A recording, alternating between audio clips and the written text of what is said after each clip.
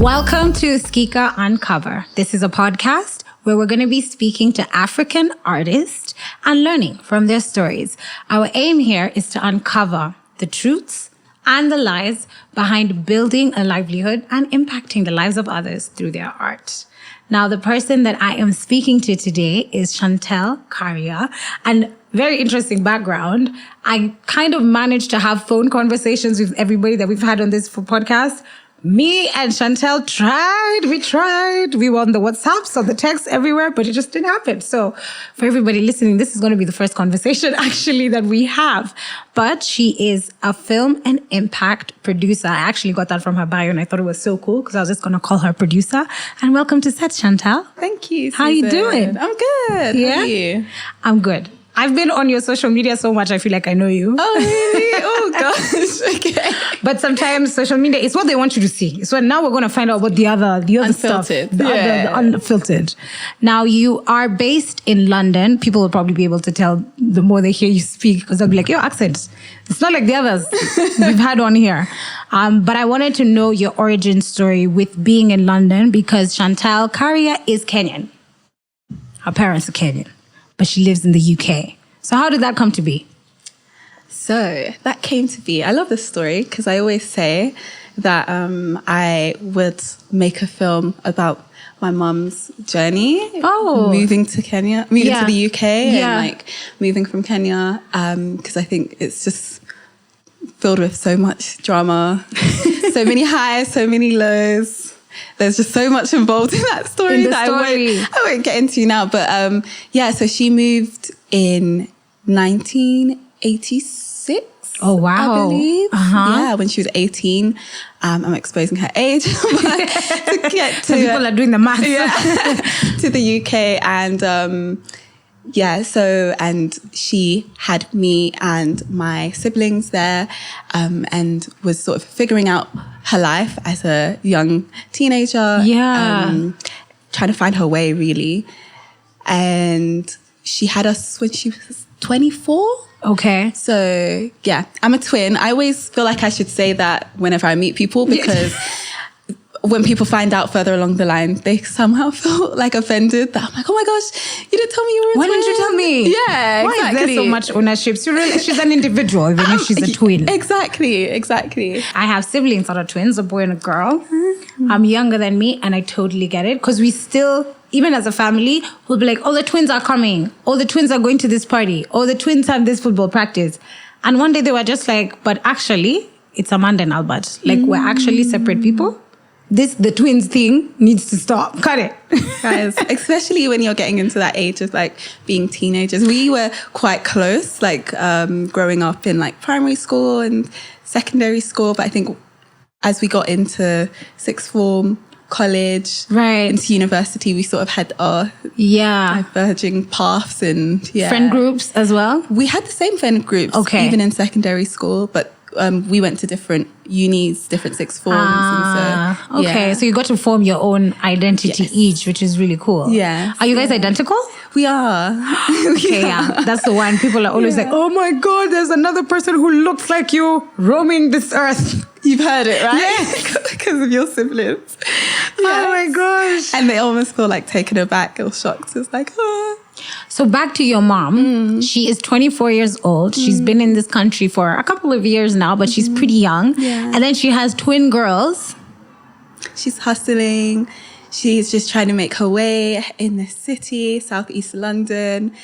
And at that time, there was quite a big community of Kenyans coming into the UK. The UK, okay. Yeah, so she had family she had friends, and she had the community, which was her family. Then when she had myself and my sister, my uncle, her youngest brother, came and was like there as well, and like looked after us. And the African way, free babysitting from those you babysat. This is when you were younger. It's like now you pay your dues. Come do your time, fam. Please come through. Exactly. So yeah, so that's kind of how I found myself in the UK. Yeah. Shout out to your mom as well, because that must have been difficult. Yo, she was the first out of her 3 There's 3 of them. Okay. They all at some point moved to the UK.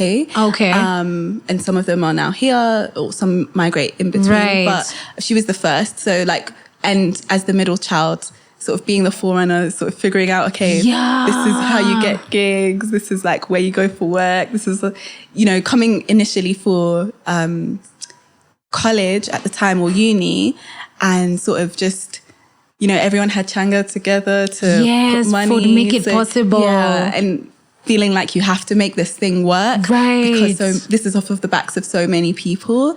But feeling alone and feeling isolated and all of that. So the journey has so many twists and turns.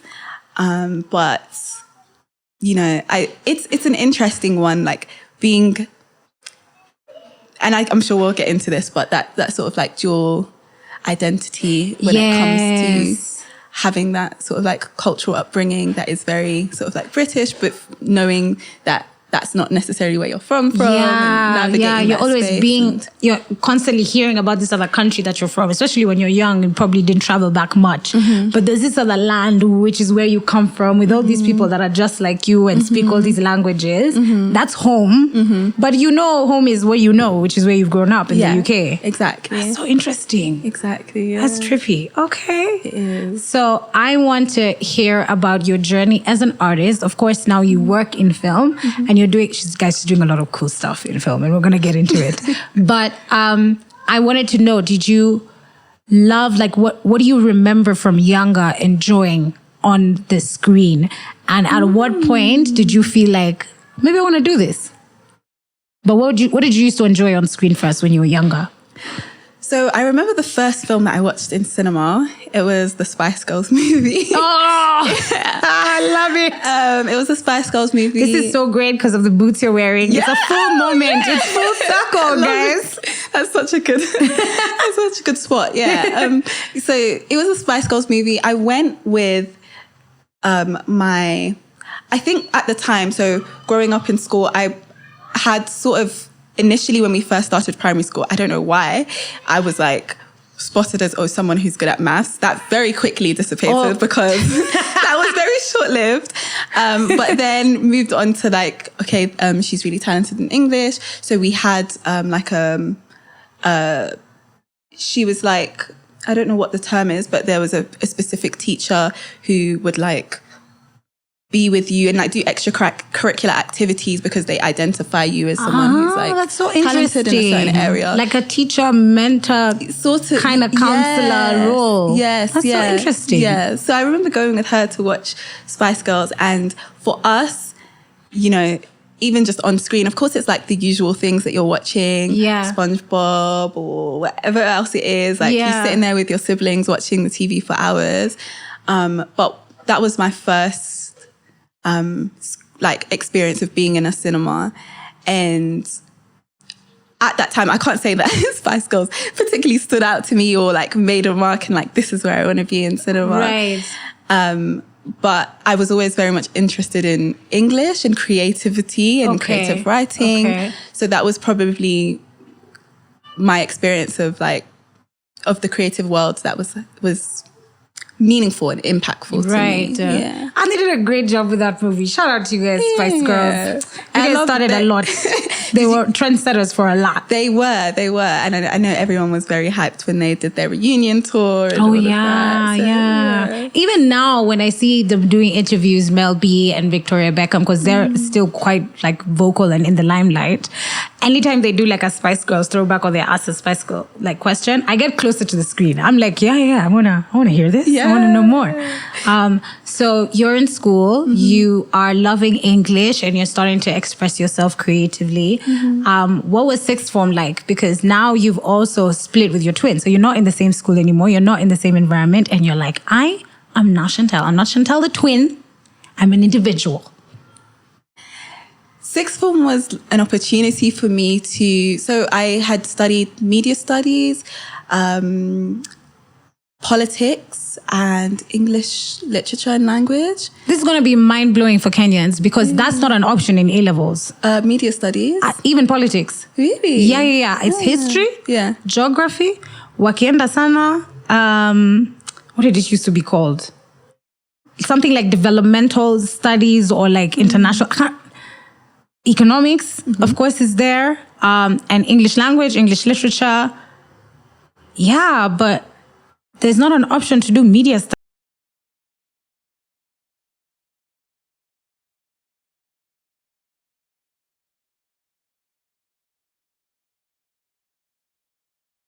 Also, why did you pick that combo? Because, and maybe like backtracking to primary school, I always had this sort of inkling within myself of wanting to make an impact. And we're talking about, I guess, being someone who is from this sort of dual world of being Kenyan and being British. But the first thing I remember, you know, when people ask you, what do you want to be when you grow up or when you're older? First thing I remember was that I wanted to be, I laugh at it so much now, but I wanted to be a politician. I wanted to be a politician in Kenya. I don't know why. I was just like, I want to make an impact. I'm going back home very quickly, to change things, guys. Very sort of, can I say delusions of grandeur? Maybe it was an idealist. Yes, not delusional. Yes, an idealist. Because I didn't really know much about politics. I didn't really know much about Kenya. But I think there's always been, the through line for me is like trying to seek out what my identity is or where my identity is rooted. So it makes sense that, I think it's quite telling that I was like, yeah, I want to go and be a politician in Kenya, even though because I saw that as part of my identity. So maybe more so than being British at the time. Yeah. But so realized, okay, maybe politics isn't the thing. Right. So I changed that and I was like, okay, I think I'm going to go into journalism. So going into journalism was what led me to do media studies. Right. And English language and literature. And then government and politics was probably the merge of like the two went together. worlds. Even when you're looking at the table and you have to pick the subjects and you're like, okay, this one is the one in the other slot, so I'm just going to pick it. Exactly. Exactly. Yeah. So that's kind of what sort of led me to go down the path of media studies. And interesting. So when you're finishing sixth form now and you're graduating, did you go to uni and study journalism or did you make the switch before? I made the switch on gap year. So studying media studies was the turning key for me into the world of film. Okay. Because we do film analysis, film theory. And I was like, what is this? Like, this is amazing. Understanding how the world of film works and looking at the theory of how people come up with these stories or they tell these stories and they're so telling of the world that we're living in and sort of analyzing that. And I just was like, this is amazing. Then we had a module where we had to sort of create a film. Okay. And so that was like my first time like building the camera. And I was like, okay, this is nice. I like this. So cool. But I think on gap year, that's when I sort of took some time to decide. I felt that I wanted time to just figure things out. Nice. Though I had my deferred place to do English language and literature. Yeah. So that was kind of like, I am going to uni. Yes. You've been accepted and you have a place. Yeah. I just want this time to really figure out myself, figure out if this is really what I want, maybe work a little bit and just go from there. And so it was in that time that I had the conviction to make the switch of, I think film is where I should be. Is what you want to study. Yeah. So for all the Kenyans listening who are like, what is this gap year? What is sixth form? What is deferring? You're like, what's going on? So sixth form is A-levels, but I think we said this on another episode, but you might be listening to this one for the first time. And then a gap year is taking a year between graduating high school and going into university. But if you have a deferred place, it means Chantelle had been accepted into her uni. You've been guaranteed a place. You have the letter that tells you you're accepted. And then you tell the university, I don't want to come in 2023. I want to come in 2024. And they accept. And you also have that documentation. So you know you have a guaranteed place the next year. So also your parents know you're not running away from education. It's just been postponed by a year, which is brilliant. And I think we should really install it here in our country. But people are starting to do it. I think what's hard is getting the deferred place in the uni. So you're not guaranteed. So I think that's the hustle of applying. Exactly. Okay. Yeah. You have to be like willing to risk. But ideally, you kind of would know how your grades were, and you'd be getting a better idea of what you want to study. So it shouldn't be hard. But I think it'd be so much better to have that guaranteed place. It's calm. It's calm for the student. It's calm for the parents. Yeah. Because they have that security.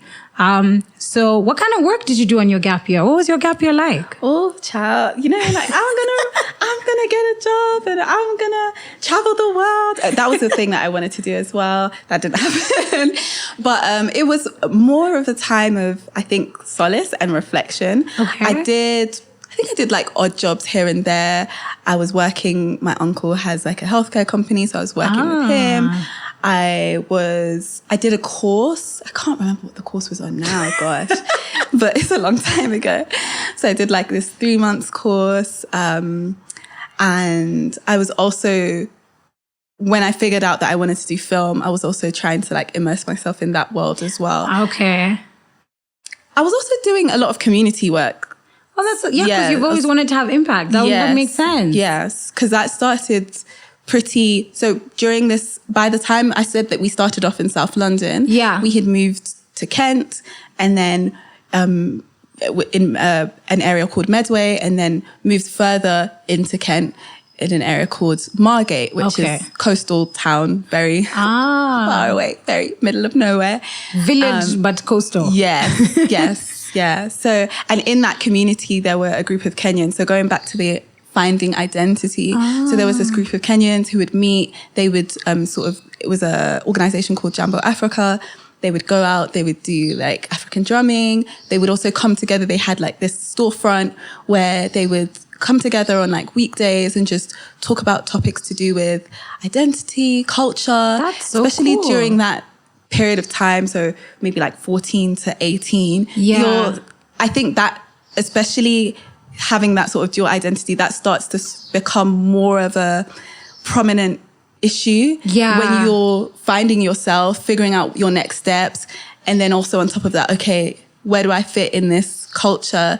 I have this Kenyan identity, or there were also like Nigerians and Ghanaians there. Yeah. I have this African identity, but I also have this British culture. And so how do we sort of find ourselves in the midst of all of that, as well as like trying to figure out our life paths, and how do we make sense of that all? So I became sort of like a youth coordinator in that. Nice. And so we'd meet up, do like pizza parties, have discussions, play games.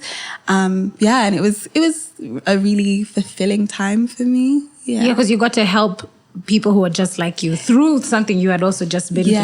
Yeah. I'm so curious, especially when you were a youth coordinator, the experiences of the young people, and even for yourself, because there is that energy in the UK right now, which is it's very dangerous. So did you guys have those encounters of go back to your country, when somebody figures out that you'll speak like them because you've grown up in the UK, but maybe when you're introducing yourself, or when you say a certain word, or when you say that your parents are, or when you say I'm from Kenya, yes, I live in Kent, but I'm from Kenya. Was there that, or was it more welcoming and with curiosity? What was your experience?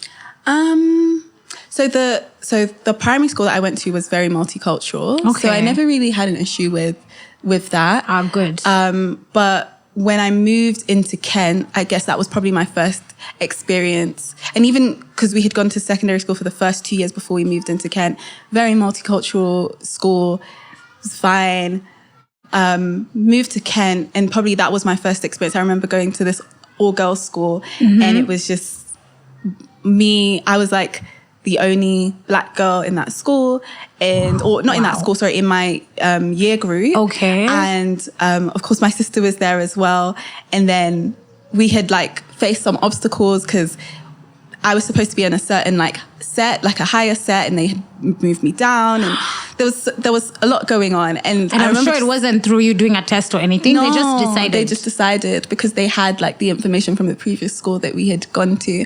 So I think after 2 months, I told my mum, like, even though it was it was a school that had status, right? I was just like, I don't want to be here. Yeah. So I don't feel like I belong, and I think I'm being dimmed down, and I Yes. also don't see Black people other than my sister, and maybe there are 3 others or 4 others in the whole school. So I was just like, no, please, like, can we change schools? So she obliged. She was like, yeah, it's okay. You can change schools. So we changed, and the school that we went to was very multicultural. I was saying to a friend actually yesterday that we used to have this group of like Pakistani, Nigerian, Ghanaian, and then me and my sister, Kenyan and Jamaican, like What? 8 of us, 8 girls, and we called ourselves immaculately ethnic. Dude, but you were. You really were. We were, because that's how much like we were like longing for that. I guess that sense of, okay, identity in being different, having like being immigrants, or like having that dual identity. So it's always trying to find those places within the mass or the majority where there was that sense of belonging. People who are just like you, all humans, we're always just looking for that. Even when you enter a room with new people, you'll gravitate to one that's dressed like you or kind of looks like you or is the same gender as you. Like, that's where you're going to go. Yeah. It's just natural. That's the connection that we want. Yeah. Okay. I'm happy. Shout out to you, Mom, for saying yes for them changing school, because that sounded not nice. Yeah, it wasn't.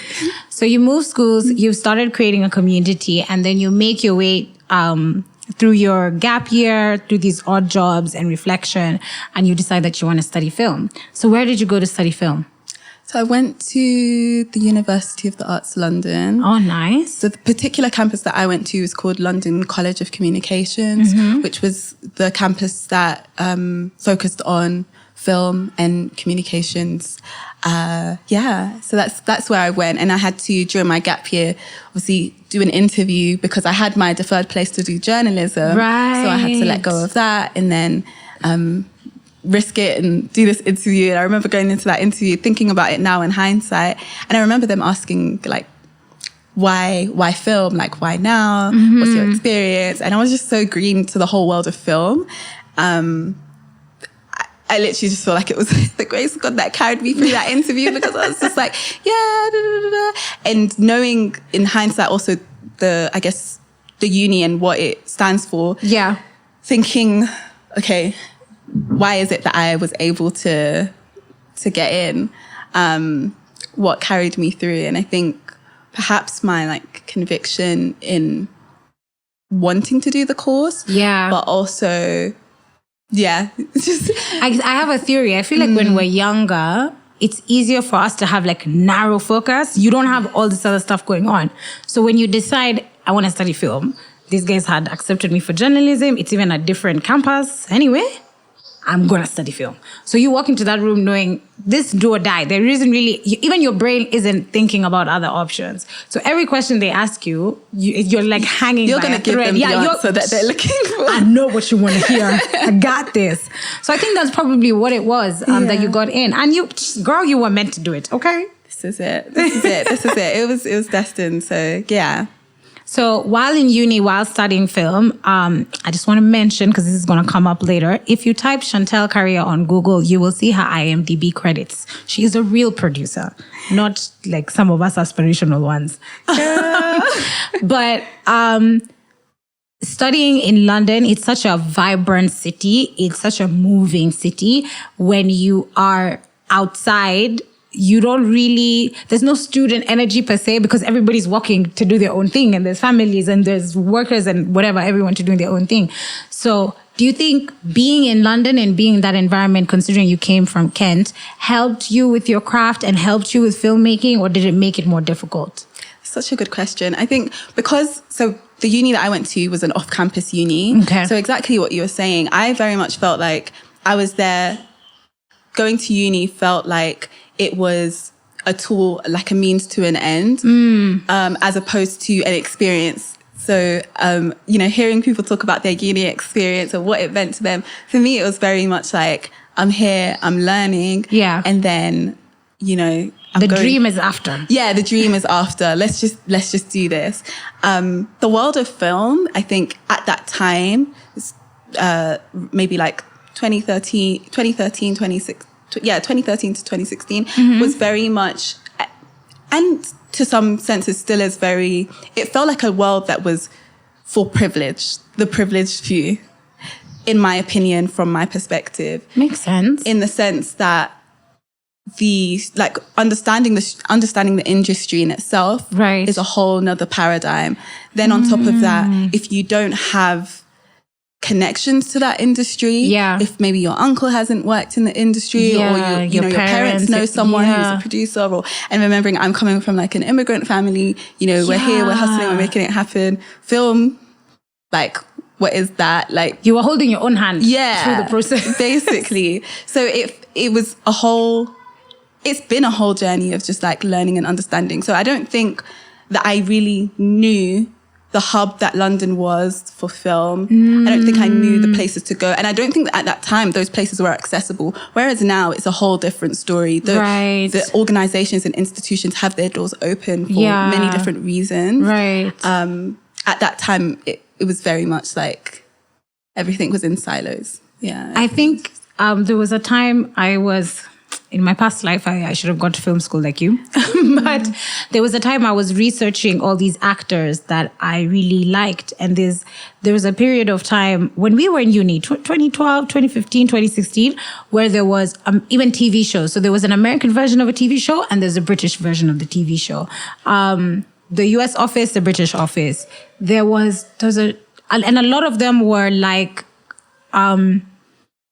kind of like Friends, where it's a composition of people. Yeah. There's one I'm trying to remember. It's escaping me. Not How I Met Your Mother. One of these stranger ones. It was a UK one? Yes, I preferred the UK one, but there was an American one. It's gone, but it'll come to me. It's fine. We'll do the credits. We'll mention later. But there was that. And I remember researching some of those actors that I really liked and admired. And I was like, oh, this person comes from a family that's in film. Oh, this person's dad is some executive at Warner Bros. Or Paramount. Oh, this person's uncle is an award-winning, playwright. So of course, it was a lot easier for you. Theater kids were theater kids. Like when you researched them, you found out that their parents were background singers for this person. And so I was just like, how will us guys enter? Like we know no one. Yeah. So I'm so curious. Graduation day to like, did you have a plan? Did you sit down and you were like, okay, this industry is over here. I have the expertise. I've learned it now. I've done school. I've graduated. How did you make your way? Did you create a community with the people that you were in university? Because sometimes your own year group is what lifts you up. Or did you go out there and network? How did you figure that out? I feel like that the networking has only come like in the last 4 years. Okay. So at that time, and it's so interesting, even with like university peers, it's now that we're reconnecting. It's now that people are approaching me and being like, oh, I have this project. I'd be interested in you producing it. Oh. I'm like, wow, where were you like however many years took us a while, guys? It's okay. No.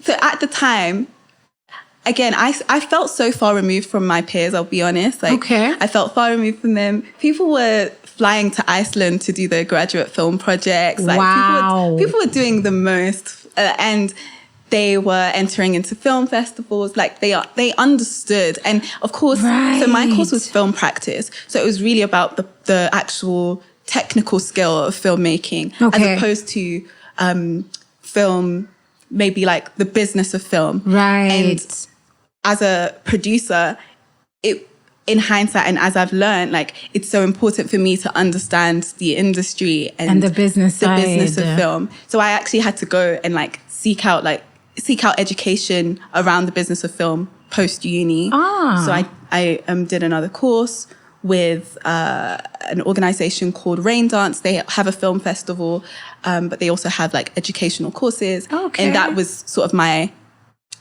first like foray into really understanding this is what it looks like to be a producer, to create a slate, to have a production company. This is how you package your films, all of that kind of thing. So after coming up from uni, I still felt very green. I was still on this journey of, okay, what is Kenya saying? So yeah. So you were like, I can study and go do this there. I was like, yeah, I want to find out about what's going on. So I did my dissertation on Nollywood cinema because of the fact that I wanted to do it on Kenyan cinema, but I was like, there's no material on Kenyan cinema. Yeah. There was nothing at and the also time. the access. If you weren't here, Yeah. you probably didn't have any access to any of the films that were out already. Exactly. So I ended up doing it on Nollywood, and so I still very much like, again, this whole search of like identity, belonging, trying to figure that out. And at the time, I had actually met Kezi through a friend of mine, Sam, through my cousin. And we were talking about some ideas that we had around performing arts, film. And she was actually coming back to Kenya from the UK. Yeah. And I was like, I think I want to go back to Kenya. I want to go to Kenya, and I had gone a few times before then, but I said, I want to go back. And she was telling me about this amazing initiative that she had in her heart to do, which was what we're here sitting Skika, talking Africa. about now. And I was like, I'd love to come along and be a part of that journey, and also understand the film industry while I'm there. Yeah. Straight after uni, the plan was go back to Kenya or go to Kenya. Nice. Yeah, so that was now, the plan. I'm pretty sure you're going to be a bit shocked that we're going to talk about this. You were a YouTuber for a particular period of time. I was a YouTuber. I was watching your YouTube and I was like, why did she stop? Oh. So like 4 or 5 years ago. And what you did on YouTube it was actually kind of what people were starting to do. So like the vlogs, if you're traveling, you would show us where you were at. But you did a lot of like talking to the camera about where you were in your life, mentally, while doing your makeup, while just chilling in the car. You're super interesting, by the way. Please come back. And I wanted to know why you stopped doing YouTube. But before you say that, what was your inspiration to start YouTube? I'm trying to think when I posted my first video. 5 years ago, 2018? Maybe Probably 2018, 2017, somewhere there. Oh gosh, I think I started because I'm very big on documenting. Okay. Yeah, and I'm also a verbal processor. I love to. I am that person. I Yeah. cannot journal to save my life. It will not help me. Let me just talk it out. Even if I'm at the top of a mountain, the sense will come. Honestly. So I think, and also as well, it was a form of creative outlet. Right. I was also very much like, had this staunch view of, I want to be in Kenya. I want to be in the film industry. You I have want to like document 4 that videos journey. that are just about Kenya Yeah. or visiting Kenya. Yeah. So I was like, I want to document that journey. And so that's why I started. And it was a beautiful journey. The reason why I stopped is just sustainability, to be honest. Okay. I found that anyone who's ever tried to do YouTubing or anything like that, you'll know like it is a very time-consuming like process, editing. And I was very specific about how I wanted my videos to look, to come across. There comes the filmmaker, so it makes sense. Yes. And so I was just like, I realized I was spending a lot of time on it, which was good, but I also had other commitments as well. I have like since kind of come back, maybe done a bit on like TikTok, trying to make it more sustainable. Okay. Sort out like a video editor so that, I can be able to diversify in terms of like my time. Yeah. Also, technology is much better now. So Yes. even on TikTok, the editing they have available just on the app is so helpful. Exactly. You can edit so much and put it out faster on your phone, on transit. Yeah. It's so much easier. Yeah. Back in the day, it was you on your laptop with the editing software that you've borrowed or downloaded painfully. Then you edit for hours and you filmed for hours, mind you. Did your makeup or didn't or whatever. And then let me tell you guys the big one, because I tried to do YouTube for a bit. Tell me why Uploading the video onto YouTube. That's a whole process in and of itself. And then also you have to sit there. You people of these days leave your laptops plugged in. You know the Wi-Fi won't cut and you leave it.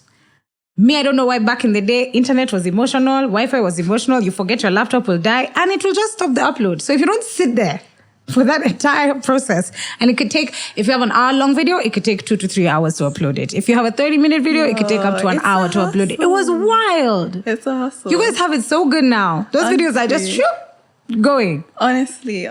So it was all of that. I do wish in some ways that I did continue. But I also took time for myself as well. I'm very big on like introspection. So I think that's also another reason why I sort of like took a step back before. I took time off of social media just in general as well. Oh, that's so good. I had a question here for social media and me, so we'll just jump right in. Yeah. Taking breaks from social media, I struggle with doing that. I'm not even going to lie. I'll take my phone, I'll delete the apps. Because that's what everybody tells you. That's what they do. You delete the apps. 2 days later, if I last 48 hours, I'm like, I'll start by re-uploading one, log in, do something, log out. But by the 5th day, I'm weak. I'm back. Like, guys, I'm here. Social media break done. So what's your relationship with social media? Because we're the generation who internet kind of started off with us. 1 second it was there, like not there, and now we're all using it. Yes, and social media came up exactly with us in our time. And I think we're also the first generation of, hey, sometimes you need to take a break from this thing and seeing the toxicity that comes with social media. When did you ever take your first break from social, and what would you say is your relationship with it now?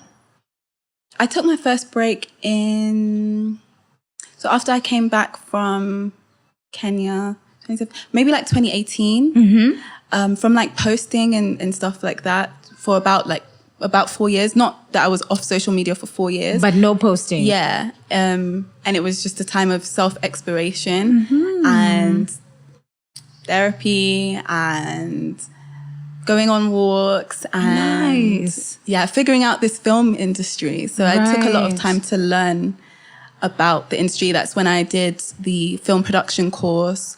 That's when I had come back to Kenya again in 2019 and we did some documenting with some friends. So it was just taking time to find my center and ground myself in the work that it means something to me and that is truly like my North Star. Yeah. Because social media just has pressure. Everything is very well curated and none of us are being paid for it. Well, some are being paid for it, but it also is a massive distraction. You can like lose a lot of time that you can really spend doing something else. So it was really interesting for you to actively make that decision that early on as well. I don't feel like people were talking about social media breaks back then. What's your relationship with social media now? It's still probably similar to yours. Like I do, I go on journeys where I'm like off and then I'm on again.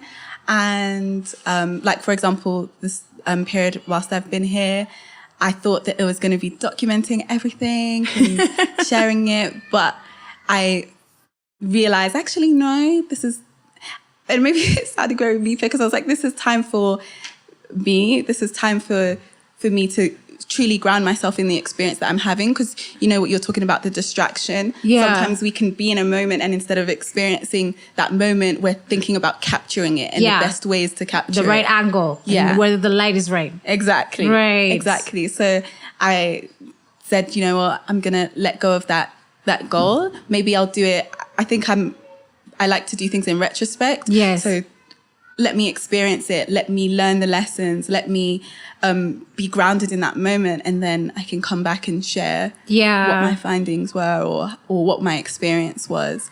So I think that's kind of the middle ground that I found. No, I think that's great, because I think then you have a really authentic lens when you come back to document it, because you're like, this is how I actually felt when I was here going through this. And instead of just filming off the get-go, now I know how I want to film and what I want to film, having been there. And figuring out what are the parts that really stood out to me about the process, about the experience. You work at a very, very, very cool, interesting company, Prism of Black. Yes.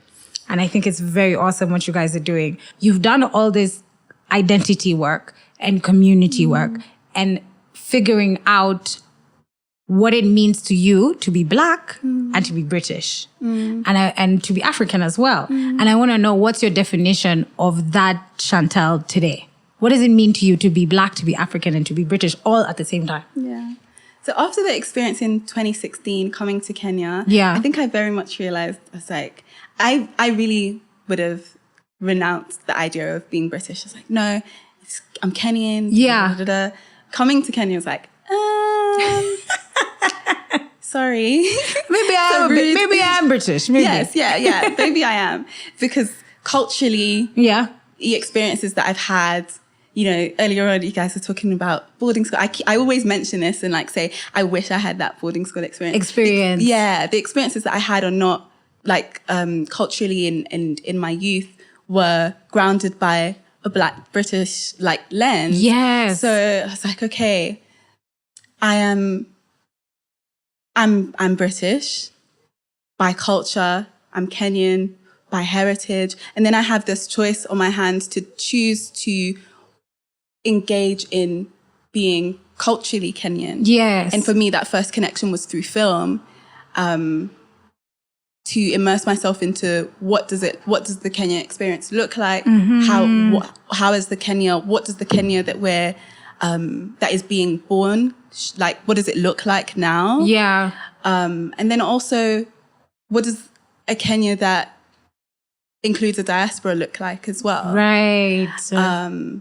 And is there a place to hold both identities like collectively? Yeah. Or do they exist as like mutually exclusive? Right. So it's still a question that I'm grounding myself in, and I think being okay with knowing that you're neither completely one nor the other. Yeah, you're both. Yeah, you're both, and that's okay. Yeah. You might find that you fit in some places in the UK where other places you don't, or you feel that you don't. Yeah. And the same here. And there's a beauty in that. As much as it's a conflicting truth, there's also a beauty in that. It's the truth. It's your story. Yeah. So just being okay with that. And my biggest thing as well, like being here is like listening, learning, hearing people's experiences. Just as a storyteller,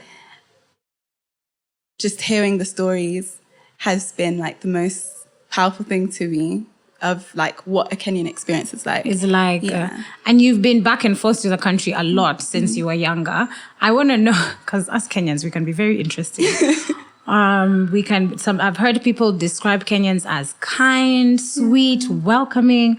I have also heard Kenyans described as mean. Yeah. So I want to know, coming back home, did Kenyans make you feel other than? Did we make you feel really different? Or did you feel like, oh, this is a home and I'm being welcomed and hugged and being shown the ways?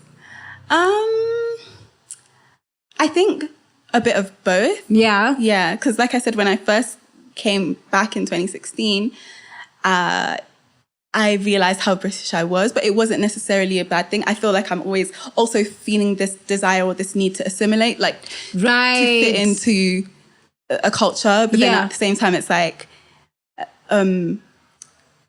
not doing that to the detriment of like myself, because you take away then for the experience that you actually have, like my actual experience is that because you're trying so hard to be someone else. Exactly. So I feel like it's a hard like truth to hold in both hands. So in answer to your question, yes, I realized how like British I was coming here. Okay. And maybe that was because of not necessarily a like mean-spirited othering and again, it's been finding those communities of belonging. So I might feel that, okay, I do have this difference, but when we're in the film industry, we're all talking the same language. We're talking about storytelling, which can be a universal language. So for me, it's finding those communities where there are common threads and using that as like a point of engagement and like connection as well. Yeah. So now I want to know, do you have favorite Kenyan films or favorite Kenyan stories? Because now you've been back and forth and everything. Yeah. I'd want to know if you have some things that you're like, oh, that's my jam. Yeah.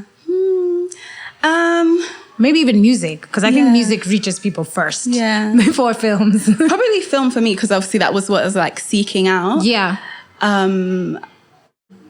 I love, we were talking about it in the previous episode. I got to be here with the previous episode recording. So, of course, I loved Nairobi Half-Life. Oh, yeah. Supermodel. I was obsessed with Country Queen. And so good. I felt a little bit let down, because for me, when I see something that I'm like, oh my gosh, this is so triumphant. This is amazing. Right. There wasn't a lot of coverage. No, there wasn't. And I was really upset about that. Because I felt that it should have its place on not even only the global stage, but even like the diaspora, for whoever, like even the local, like Kenyan audience. Yeah. I'm very much like, if I love something, I'm going to go and search everything about it. Yes. The director, I want to hear the interviews. I want to tell me about everything. What it was like making this film, like, you know, or this series. But I didn't find a lot, so that was like quite upsetting. I completely agree with you. I think we always do, like, just like every other country, the newspaper always has like a breakdown of new stuff that's come out, rates it, you know, does a little review. And I remember seeing that when it came out, and I was like, yay. And they did like their press, like when the first episodes were dropping and everything. But after that, it was just silence. And I was watching it. I mentioned it on my radio show that I used to do so much that there's a day a producer actually was like, Susan, you have to talk about something else now. And I was like, well, no one else is talking about Country Queen. Somebody's got to scream about this. But I think they've done such an incredible job. Incredible job. Yeah. And it's 100% a Kenyan story.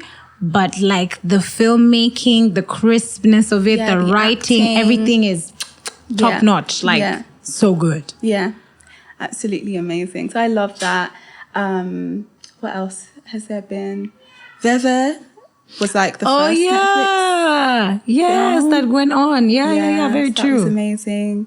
So there's obviously, I would say in this last three years or so, there's been like such a like emergence an explosion. True. Of really great quality filmmaking. Yeah. So Chantelle, you work at a very, very, what I think is a very cool and interesting company, Prism of Black, and you are a producer there.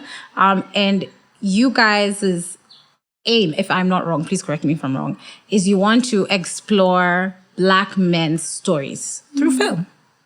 And you have screenings for various films. I think you do 1 or 2 events or screenings a year. And so there was one, I literally just watched, I guess what would be the trailer of it. And you produced it, and it was Whenever You Are Ready is the title of the film. And I was like, how do you produce traumatic, dark content about Black men's lives, but you still found the Black boy joy in the story? How did you go about doing that?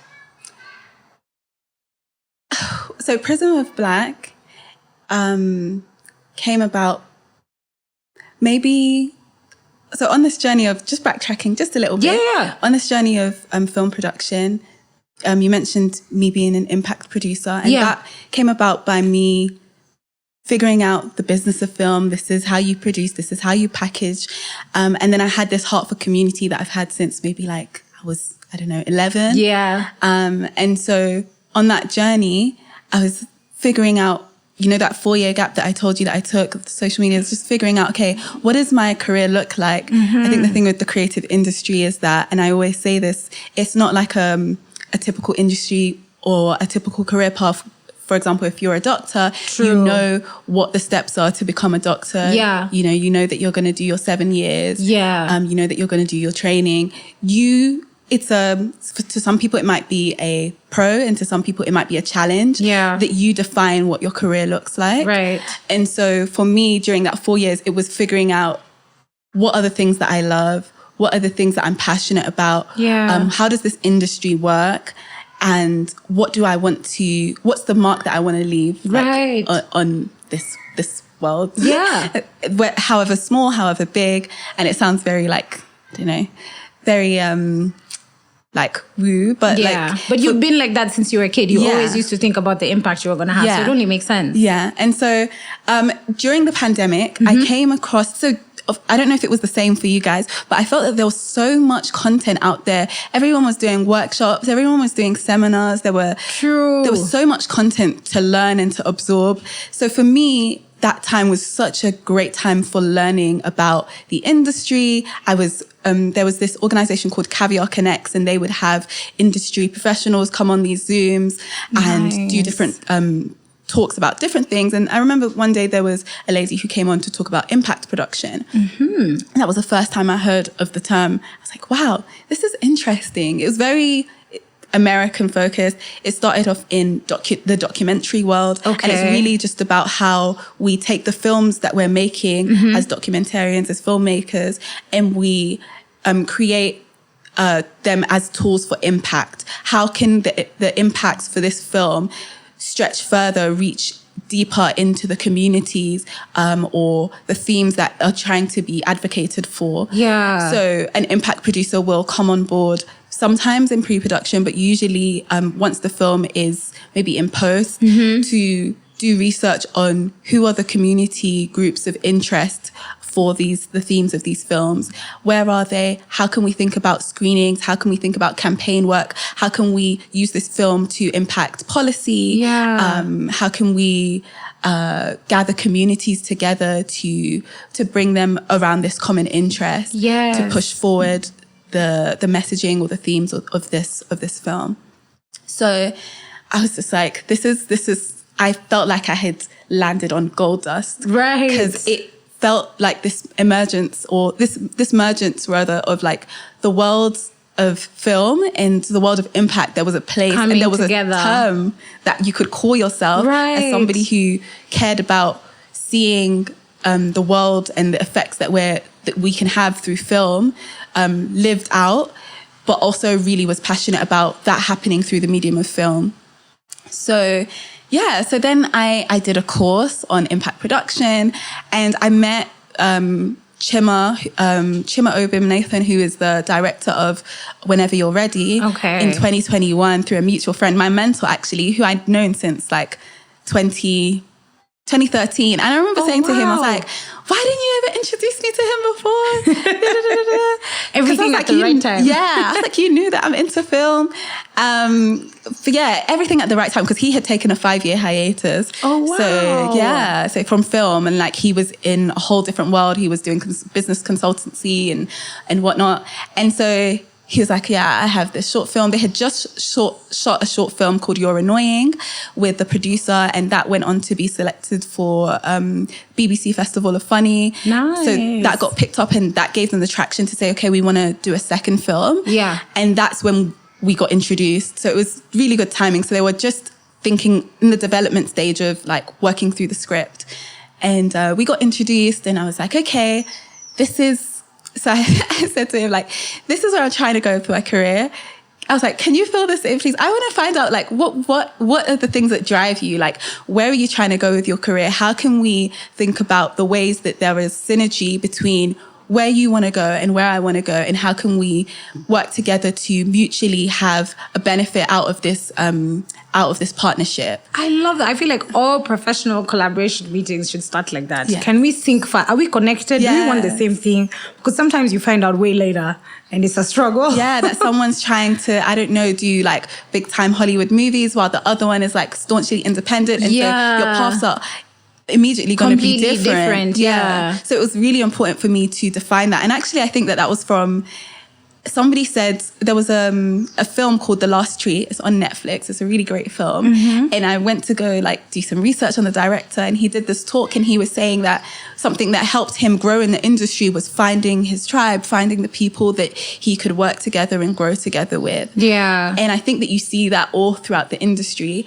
in terms of that connection with either a producer director, if we're talking about film, or in other like mediums as well. So that was in my mind as well. It was like, if I'm going to work with you, I don't want to just do this one short film and then we go on and go our separate ways. Because I often feel like with producers, it's people want you for, okay, do the budget. One hit wonder. Yeah, do the logistics.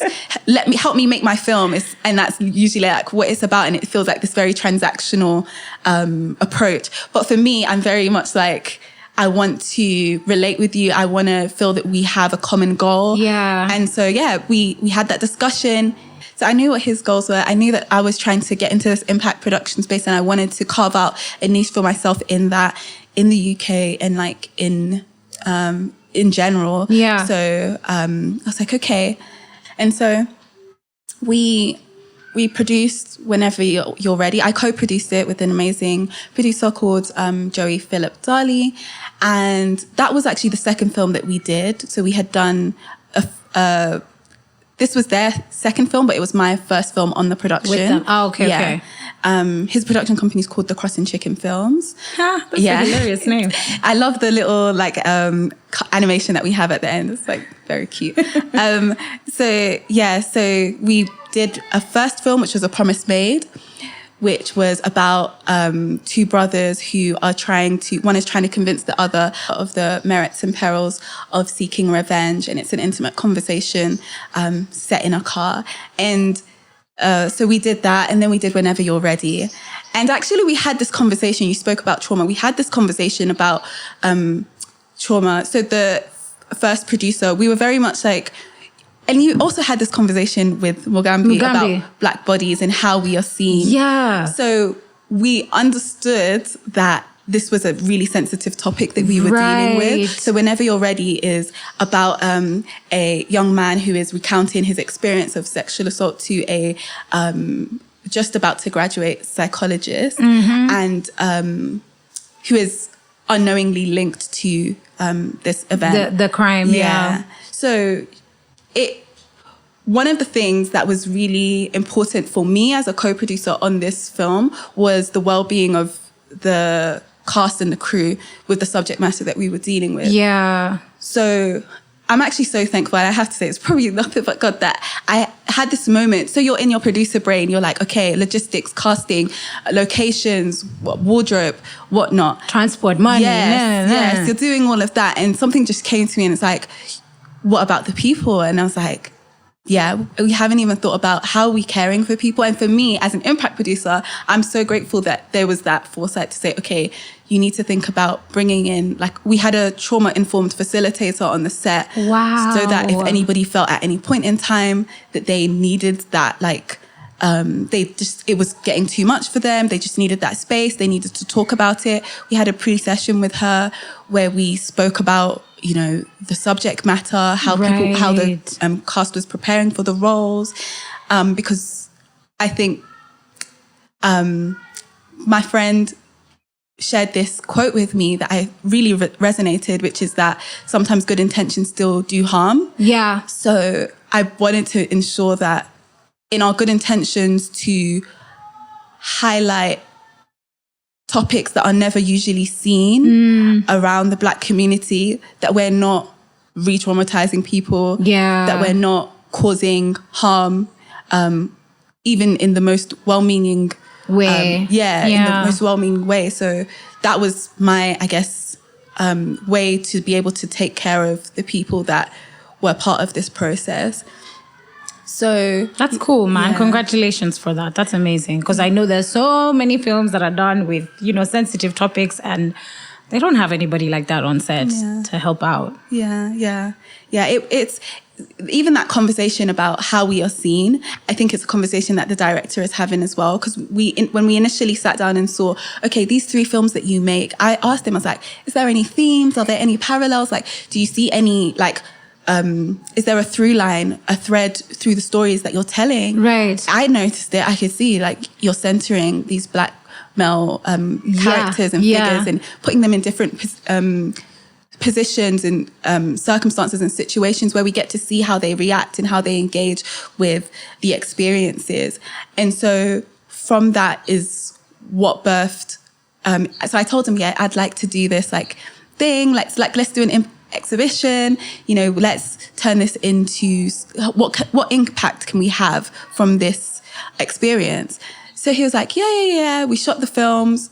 They were in post. Mm-hmm. And then in January, actually, of this year, like, as I was doing my New Year's goals and whatnot, I sat down and I was like, okay, now is the time to actually put pen to paper. Like, what does this actually look like? So it was my turn to like pitch to him and be like, okay, this is what I envision. This is what I see. So Prism of a Black Male came about through that conversation, that relationship that we were having about how the male identity can be seen through many different lenses. And a lot of the times there is this stereotype, especially, you know, I'm sure it's here as well, but with Black British male identity, there's a lot of like tropes. We hear the statistics about stop and search. You know, how Black men are statistically much larger percentage of the individuals who are being stopped and searched. And so how are the films that we're making and the lens through which you see these individuals and the space in which film gives you to explore their emotions, their reactions, that space is not a space of judgment, but it's a space of just experiencing and understanding. That space brings like these different perspectives that allows you to see the Black male identity through different prisms. So hence like Prism of a Black Male. And so Prism of Black was your idea? That's what I'm just realizing. Yes. Oh my God. Yeah. Congrats. Thank you. My favorite thing about the two films that you've just talked about, which is Whenever You're Ready and A Promise Made, is I've never seen a film or series or even a short story about a Black man in therapy.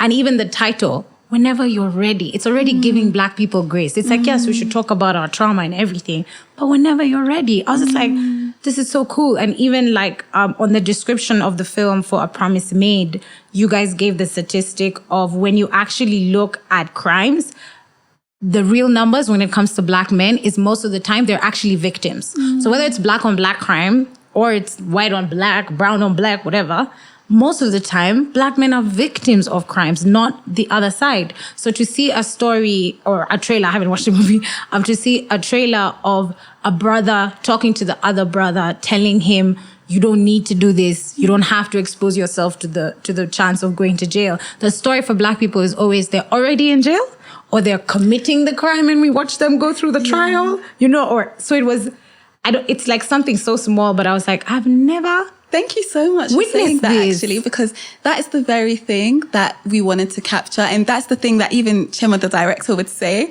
if you asked him about the film. So like the fact that you got that, the fact that it's like that, those moments of indecision and those moments in between where you're conflicted, you're fighting against yourself. Yeah. And even just the whole idea of like making space and giving space for those experiences to be seen and to be understood, not to sort of profile us as victims or to profile us as criminals or however that lens, but just to be in that experience, to understand those pressures or even just to experience that, to see that, is like what we wanted to capture through that film. Yes. And if you've got that just for the trailer, then I think no, for real, amazing. I'm really excited. I was like, so Chantelle, Kaaria is going to tell us where we can watch these films because they're not yet out yet. But even for You're So Annoying, it's a comedy, guys. It's great. Yeah. Essentially, the story, please correct me if I'm wrong, is his girlfriend says, I love you. Yeah. And he doesn't say it back. Yeah. And now just that entire conversation, not only does he not say it back in the trailer, he runs. Like he physically removes himself from the situation when he doesn't respond, and now it's awkward. And I just thought, oh my God, like there was this really awesome Kenyan ad campaign that really went viral where they asked Kenyan men to call their Kenyan dads and say, I love you on the phone. Mm-hmm. So you just start the conversation. Hi dad, what's up? Nana. Oh, uko sawa? Yada, yada, whatever they talk. And then he'd either end the phone call or just mid-conversation, say, Dad, I love you. And so the reactions were hilarious. Yeah. Some dads were like, what did you say? I didn't catch that. Anyway, let me know how you're doing. It's fine. Other dads were like, what's wrong? What's happening? Are you okay?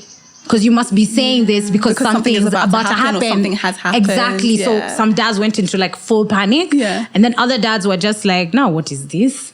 what's going on? Like, why must you say, see, we know, you know that I feel that way about you. And I know that you feel that way about why are we saying it out loud? And it was hilarious. Yeah. And so when I saw the trailer, I remembered that ad and I was just like, this is such a thing for Black women and men to say, I love you. And why is it such a big deal? Yeah. And we'll say it to celebrities, we'll scream it to somebody on stage or an influencer that we see, but to say it to the person you actually love in an intimate situation, it's so hard. Anyway. Yeah, I love that because it explores teenage love, vulnerability. Yeah. It's the synopsis is, how does like a young boy tell his girlfriend that he loves her without feeling moist? Exactly. So it's about like, I want to keep this idea of masculinity. Yes. But I want to also like engage and commit and like connect with this person that I believe that I love. And how do I go about doing that? I'm excited to explore that more. So we have an exhibition coming up, or sorry, it's not an exhibition, it's a screening and Q&A where we're sort of now delving in deeper, talking about manhood through the generations. So we have those two films. We have Whenever You're Ready and A Promise Made, but we're also going to be guest programming 2 more films by other directors. And one of the films is about a Nigerian British couple that come to the UK, and they are having a conversation at the dinner table with the wife's colleague, who the wife is very much trying to appease this man because he wants the man to give her a job, her husband a job.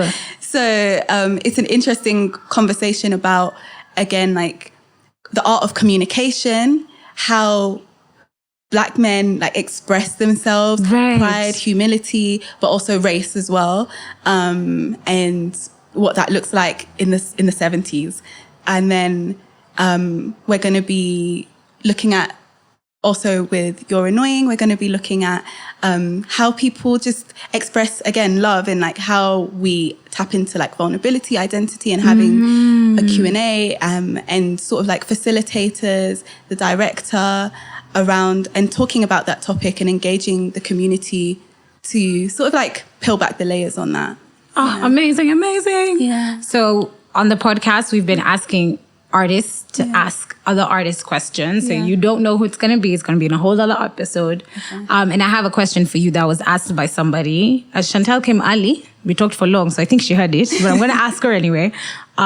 So he wanted to know from whichever artist it was going to be, through the pandemic, the way we got to showcase our art changed a lot just by virtue of how COVID worked. And he wanted to know, where is your well of inspiration from, especially after the period of COVID? I believe he called it Oasis, after the COVID period. And how are you doing?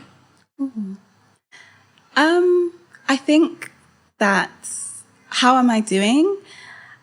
Perhaps I'm only just feeling the effects of COVID now. I think now that everything is sort of like opening back up as an individual, in terms of what the effects of what it had, being in isolation, being in small spaces, and then also going out into like larger settings now. Yeah. And that's sort of been something that I've noticed of myself. Like, wow, I find this difficult to a bit of like social anxiety. Yeah. And like, I think I need to practice to remember what it was like again. Yes, exactly. So I'm sort of working through that. And then also in terms of my well of inspiration, as I mentioned, that time during COVID actually became such an important time for me. Yeah. It's the time that I found a connection between this passion that I had and the work that I want to do. Yeah. So for me, it was a well of inspiration because I feel like people were so lovingly pouring out whatever they had, whether that was the information or the experience that they had, and wanting to share that and pass it on. And I'm so grateful for that, because it was in that time that then I found myself, or like the path in which I felt was most aligned with my identity and the impact that I want to have. Okay. Yeah. What would you want to ask. So the answer to how you're doing is good. Yeah. You're like, I'm catching up, guys, too. Yeah, I'm well. To any of the madness that people experience. But I think there's like a split when it comes to artistry, where some people were in absolute crisis during the pandemic, and it made sense because everything that they used to do or how they used to make money was just cut, right? But there was also this other artist experience of there are some people who started practicing their craft during the pandemic and maybe would have never known of them, or they would have never done it if it didn't happen. And it gave them that time and space to explore new ideas, new worlds that they might have never ventured into. Yeah. Or like in your case, it was like you were doing Zoom networking, where even if you didn't know them or whatever, you were learning, like you were consuming all this information and you were getting validation of, you like film, you like community building, you like making people feel like they're okay. There's a space for that in one, and you can do it through your work, which is awesome. Now I want you to tell us these films that you've talked about. When are they going to be out? And if somebody is listening and they're here in Kenya or they're in the UK or they're wherever, where will they be able to watch them? So you can see the trailers on our YouTube page, which is Prism of Black. The actual films, we're still sort of thinking about what the distribution model will look like. Hopefully we can get them commissioned and they can go somewhere. They can find a home, or licensed rather. They can find a home somewhere. If not, it will probably most likely be on YouTube at some point in time. We are going to be doing digital screenings actually as well. We have some exhibitions coming up that we'll be doing digitally. So definitely plug into our Instagram, which is prismofblack_, to keep up to date with when that's happening. Definitely in early 2024. So, that will probably be the best and the nearest opportunity to see them. Yeah. And if you are doing the movie screening festival cycle, all the best. Honestly, you guys deserve awards. I have not watched the films, I've watched the trailers. Award them. Okay? I have said. And I'm hoping for the best for all of you, because I think you've done an incredible job. Thank you so much. Last and not least, I want you to ask a question to another artist that will be coming on the podcast. And what would you want to know from them?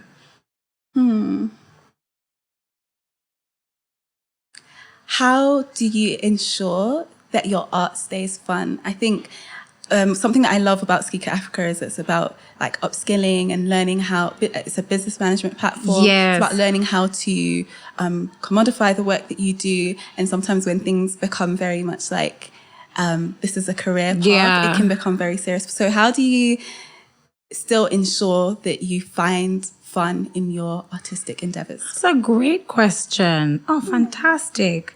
Thank you, Chantelle. You're very welcome. Thank you, Susan. Thank you to Prism of Black, although I'm also thanking you when I say that. But I know we've borrowed you from quite a few people, and congrats to you guys. I think you're doing really incredible work, and I'm looking forward to more, and hopefully I can be in the UK soon, so I'll look for you. Yes. If I'm able to make my way to London.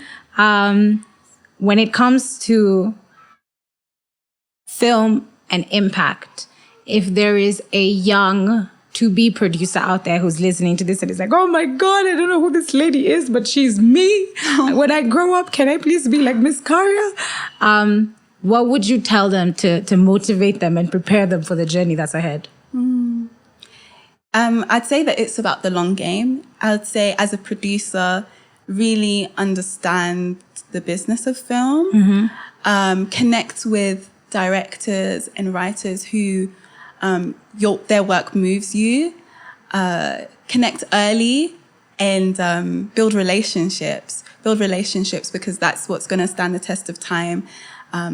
Those peers that you're maybe in uni with now are the ones that are going to be directing, your Amazon Prime, your Viewsasa, your Showmax. Yes. So building relationships, and not just like for the sake of it, really find those people who you connect with. I think for me, that key thing of sitting down with the director that I'm now like working with and really understanding his vision is what kind of keeps us going. It's not project to project, but it's about who we are, and it's not just about the stories that we tell, but the people that we are becoming along the way. So you definitely want to find those people who their stories and the people that they're becoming, that it feels like it merges with your story and the person that you are becoming. Yeah, 100%. And I think we have already really good examples, although they all tend to be from America. But you have the Spike Lees and the Ava DuVernay's who are more in the directing sphere, but they write as well and everything. Yes. And they have stuck to the stories they wanted to tell up until it became mainstream. Yes. But they didn't know that it was going to end up that way. So sticking to your truth is great advice. Yeah. Thank you, Chantelle. This has been amazing. Guys, I think I just made a friend on the podcast. You have. A huge, huge shout out to Pansigo Productions, because they're the ones who are making sure that we look real cute and that you can hear us real clearly.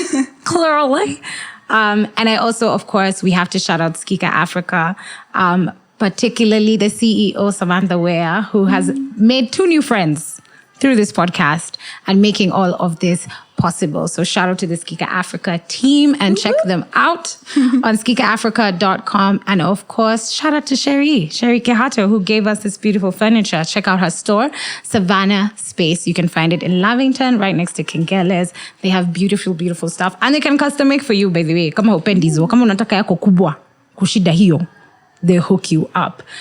This has been incredible. I have been your host, Susan Njoroge Awori, and I shall see you all next time. Ciao.